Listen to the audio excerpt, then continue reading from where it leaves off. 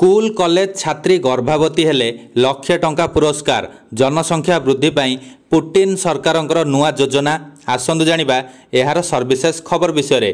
रुषिया रे जनसंख्या ह्रास चिंतार कारण पलटिछि।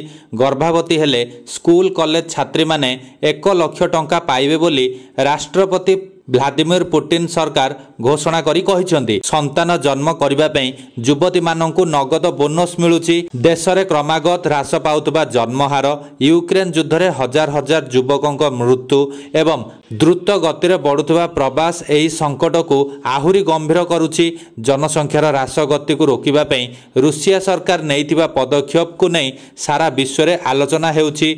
मॉस्को टाइम्स एवं फॉर्च्यून रिपोर्ट अनुसार 2024 प्रथमार्थ रे रुषिया रे केवल 5.99 लाख शिशु जन्म होइतिले, जहाँ गत 25 वर्ष मध्य रे सबुठारु कम संख्यक। प्रथम थर पई मासिक जन्महार 1 लाख तळकु खसी जाइछि, जहाँ देशर भविष्यत पई एक चेतावनी। एही कारणरू स्कूल कॉलेज छात्री माननकु मध्य एही योजना रे शामिल करा जाइछि।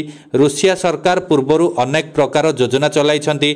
मातृत्व पुंजी कार्यक्रम रे द्वितीय एवं तृतीय संतान पई लक्षाधिक टंका सहायता, गृह सब्सिडी एवं मागणा जमी, मासिक शिशु भत्ता एवं 3 वर्षर प्रसूति छुट्टी, टिकस रिहाती एवं सामाजिक सम्मान मध्य प्रदान करा जाउछि। रुषिया सरकार स्पष्ट करी कहिसंती जे जदि एही ह्रास बंद न हुए तेबे 2021 सुधा रुषियार जनसंख्या 146 नियुतरु 74 नियुतकु ह्रास पाइबो।